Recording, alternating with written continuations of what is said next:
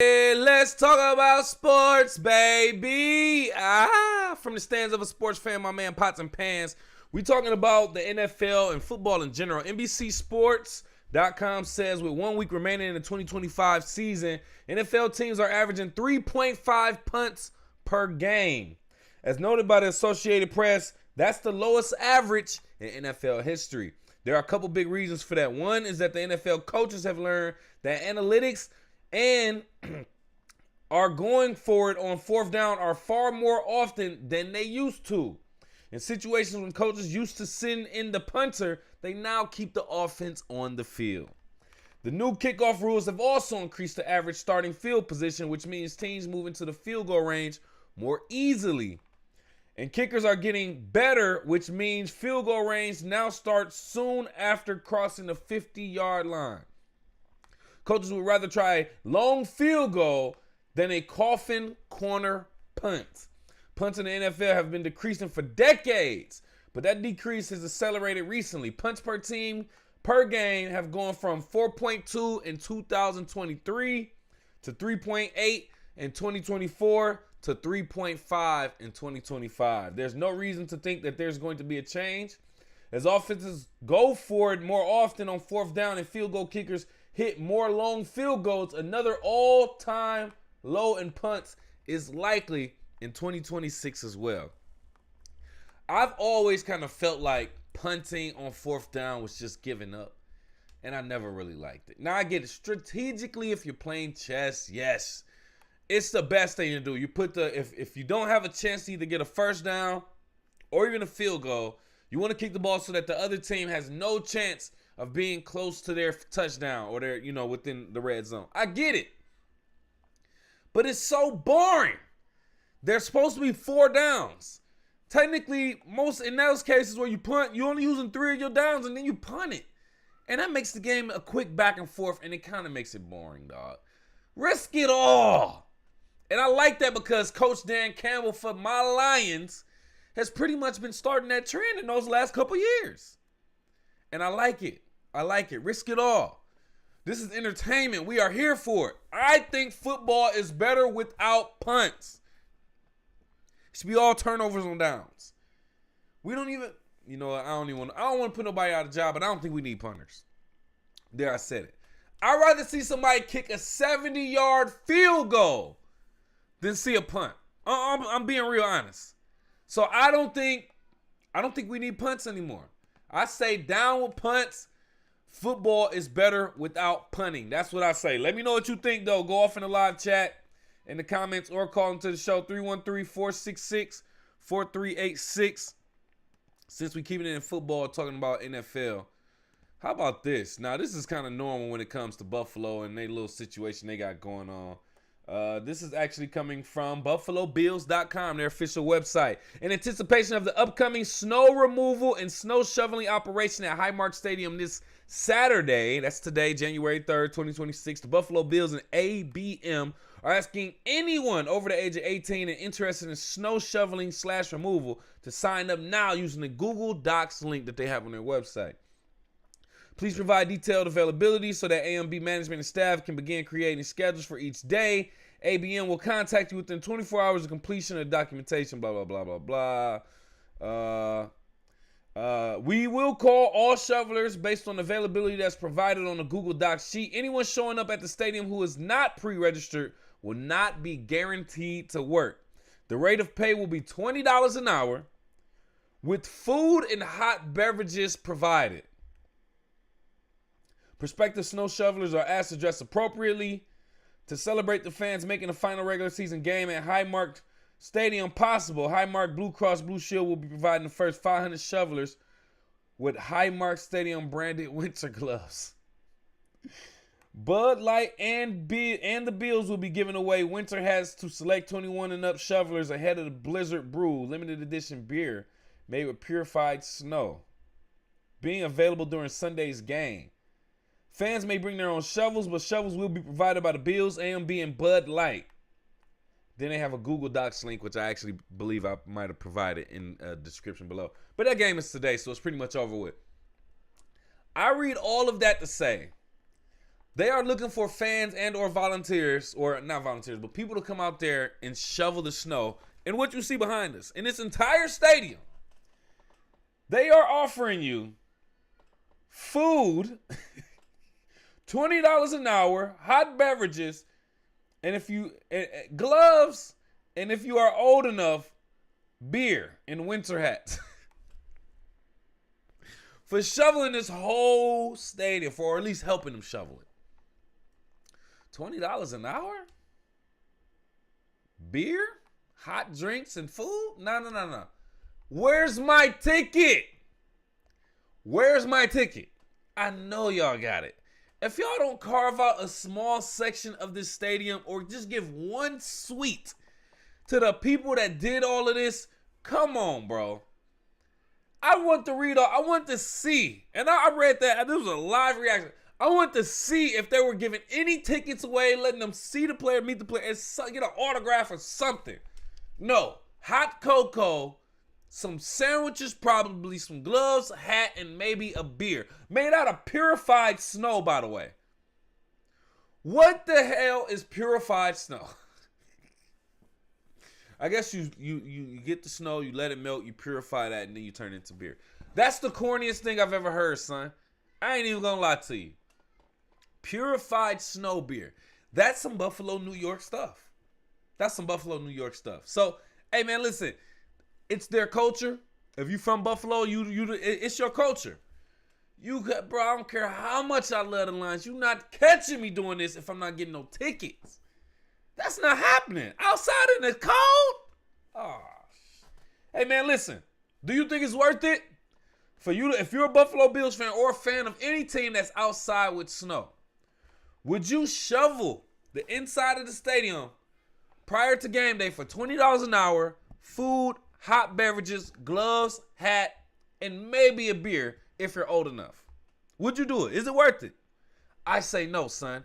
Give me tickets to the game. Let me know what you think. Go off in the live chat in the comments or call into the show 313-466-4386. All right, so this is going on. This is a whole actual thing right here as well.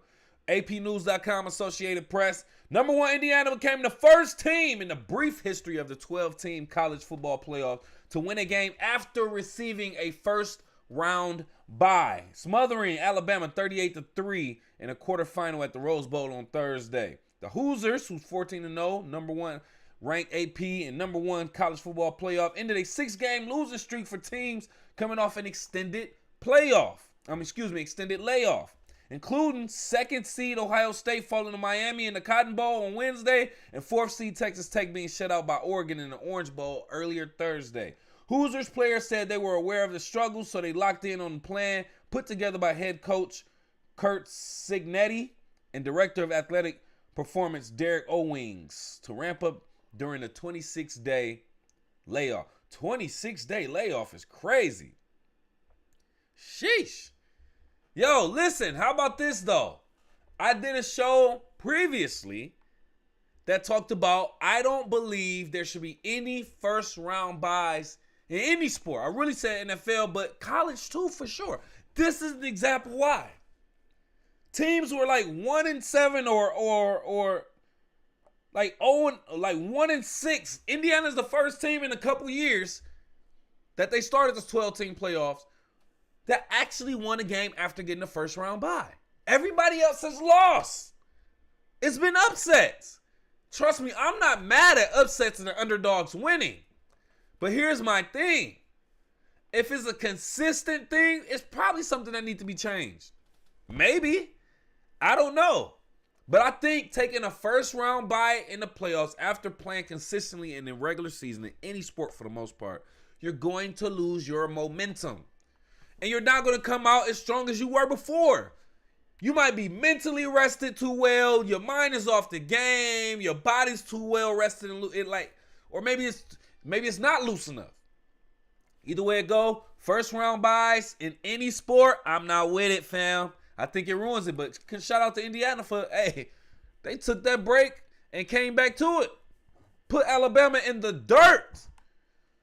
I'm sorry, I just had to say that. Hey, man, shout out to Indiana for breaking that curse. But, hey, once again, I stand on that. Do you think there should still be first round bye. I think there should be no first round byes in any sport playoffs. Add another team if you need to do that. Add another team if it throws stuff off and you need to make it even by having the odd number of teams, whatever. Just add another team in the playoffs. But don't do any first round byes. That's what I think. Let me know what you think. Go off in the live chat, in the comments, or call into the show, 313-466-4386. Speaking of that, let's just go ahead and get into it. We talking about college football. We might as well actually talk about college football playoffs. Coming from BleacherReport.com, all links to my site, all my sources in the description on YouTube. With wins from Oregon, Indiana, and Ole Miss on New Year's Day, the college football playoff semifinals are now set. You can see it behind us right here on the green screen. You got the Orange Bowl, Fiesta Bowl. Miami versus Ole Miss.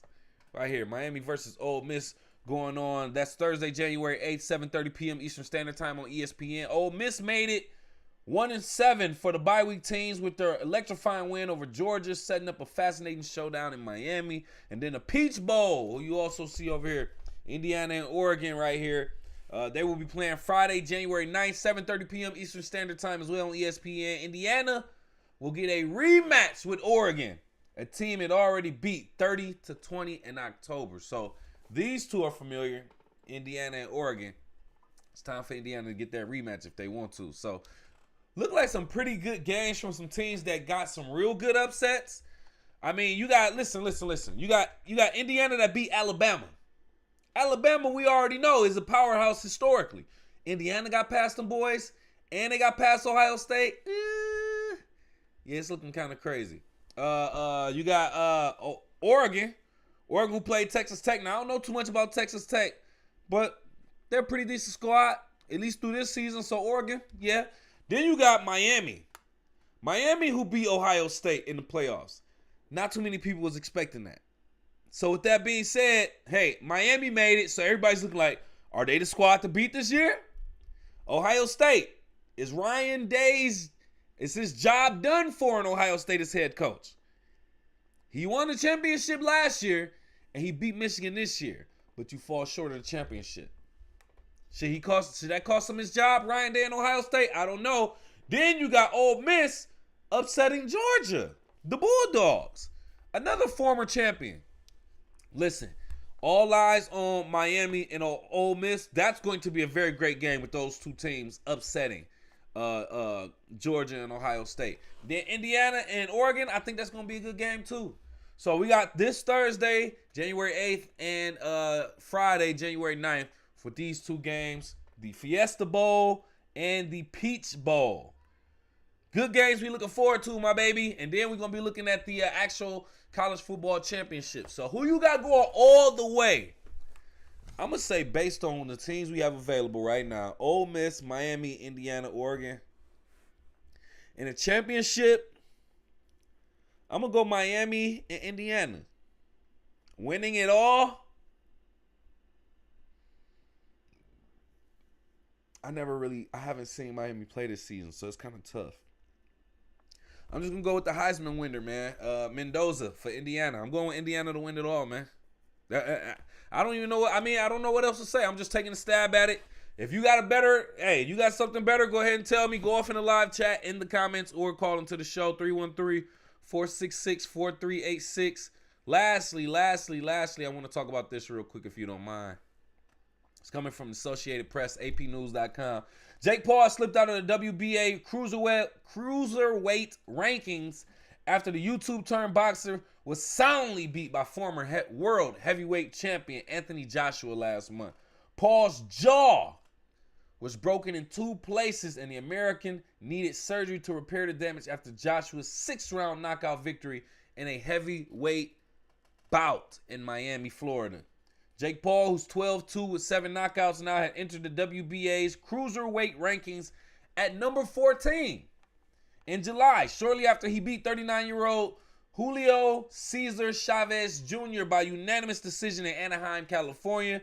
He was at 15 entering the bout against Anthony Joshua.